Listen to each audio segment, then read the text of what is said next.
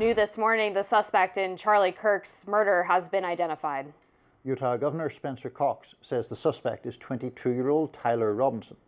Cox says that a family member saw Robinson become more political recently. Cox thanked Robinson's family for turning him in. Now, Charlie Kirk's death has sparked many reactions from people across the media and political worlds. Some lawmakers, for instance, are calling for legislative action.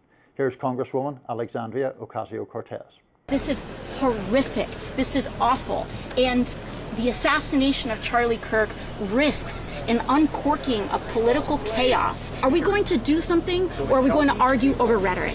That is my question about this. We have to pass gun safety legislation and stop this. Meanwhile, Republican Congressman Clay Higgins is vowing to do something a little different. Higgins wrote in part on X, quote, "I'm going to use congressional authority and every influence with big tech platforms to mandate immediate bans for life of every post or commenter that belittled the assassination of Charlie Kirk." He continued, "I'm also going after their business licenses and permitting. Their businesses will be blacklisted aggressively. They should be kicked from every school, and their driver's licenses should be revoked." Then there's President Trump, who yesterday urged his supporters not to turn to violence and vowed to solve the problem of, quote, radical left lunatics. Let's listen. Not really. I'm really concerned for our country. We have a great country.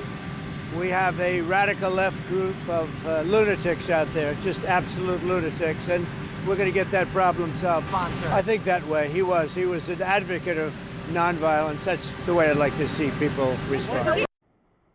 Congresswoman Ilhan Omar also made comments that appeared to rub some conservatives the wrong way. Here the Congresswoman is on journalist Mehdi Hassan's show.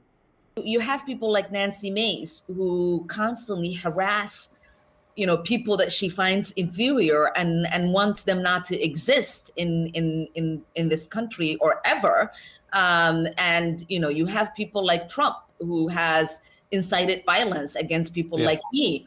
And so, these people are full of shit, and it's important for us to call them out while we feel anger and sadness. Here's more of what Ilhan Omar said on Kirk's death. Charlie was someone who once said, guns save lives after a school shooting. Charlie was someone who was willing to debate and downplay the death of George Floyd in the hands of Minneapolis police. I think he called him a scumbag. Right, have no regard, downplay slavery and what Black people have gone through in this country by saying Juneteenth should never exist. Omar went on to say that conservatives who are painting Kirk as someone who just wanted to have a civil debate are rewriting history.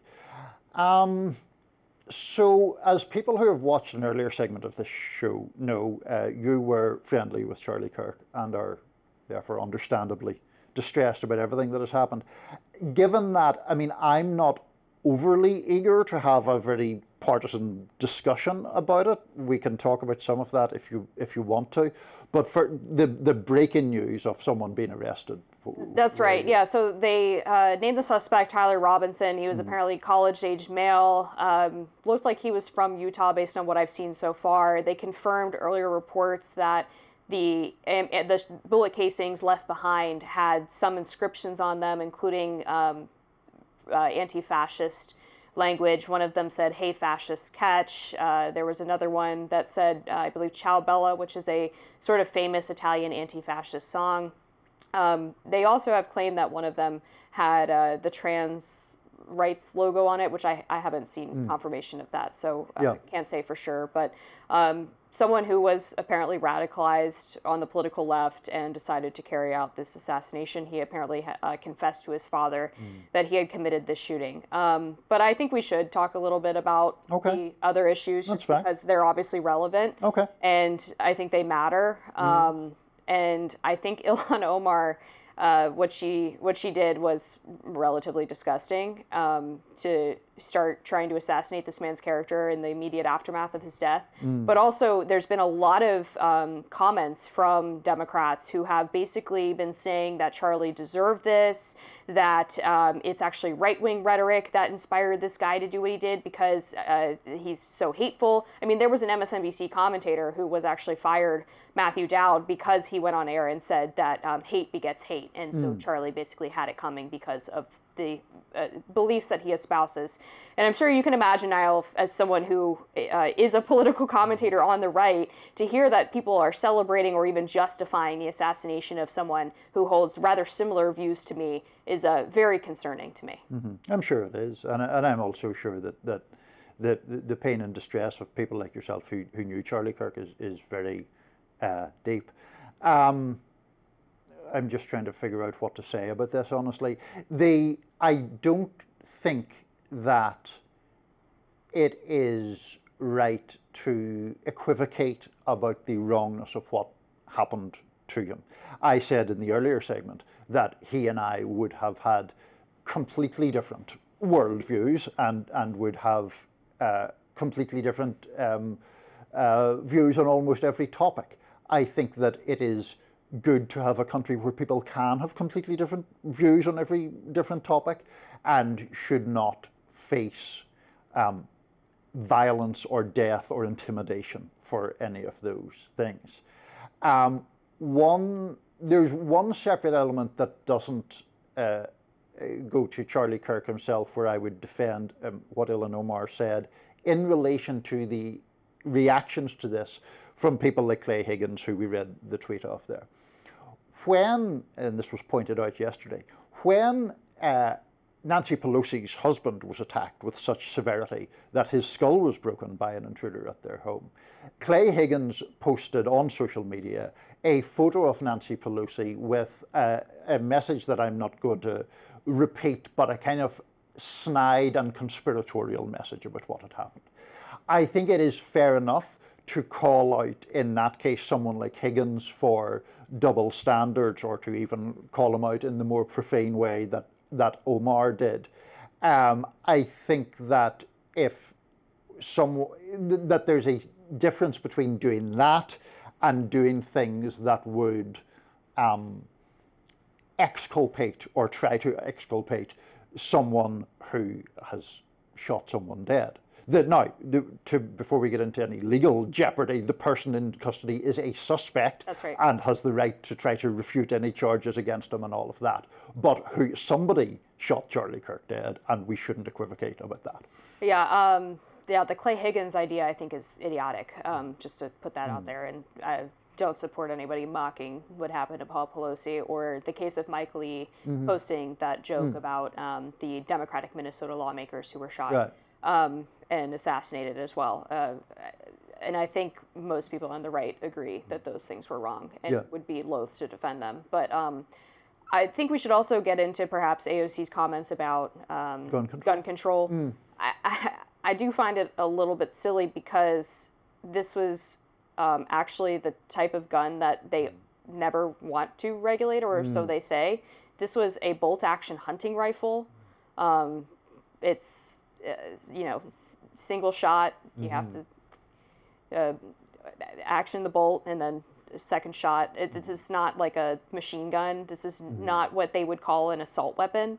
So I guess it gets to the point where if you're calling for gun control on a bolt action hunting rifle that people use to shoot deer, like you've kind of lost the plot. And at that point, you're just calling for all gun confiscation. Yeah, I mean, as you know, I wouldn't have any particular objection to calling for all gun confiscation, but that's not a thing that is going to pass muster in this country anytime soon. I mean, the issue of gun violence, I think, it's such a macabre topic to get into, but I actually think is better illustrated by mass shootings, because then you do get into the situation of, I mean, you remember there was the horrific one at Las Vegas where the person was just sort of spraying a field of fire around.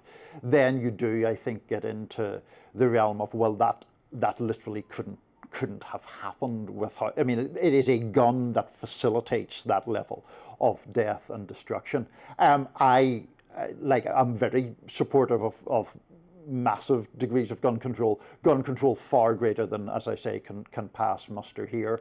But I don't think this case is really, I mean, it would illustrate my views, which would be like just confiscate guns, but it doesn't really illustrate a practical democratic political argument right now for gun control. Yeah, I think that's right. One other thing, just to get into the recent slate of political violence in this country, we've had 2 assassination attempts on the president. This assassination of Charlie Kirk, attempted assassination of a Supreme Court justice, the Paul Pelosi attack, the killings of the Democratic Minnesota lawmakers. We had the baseball shooting in 2017 in Alexandria, where they attempted to mass murder Republicans. Steve Scalise nearly lost his life. Clearly, something is wrong. It feels, people who are of that age have said to me, it feels like we're back in the 60s and 70s. And I think there's no doubt that rhetoric plays a role in this. When we are calling political opponents Nazis or Hitler or, fascists, authoritarians, that is the type of thing that gives license to people who want to commit violence. If you truly believe someone is Hitler, then you would be justified in killing someone because you would think that they are going to commit a genocide. And I think people need to really think about the words that they're using and the way that they dehumanize their political opponents. So I agree with that as a general principle.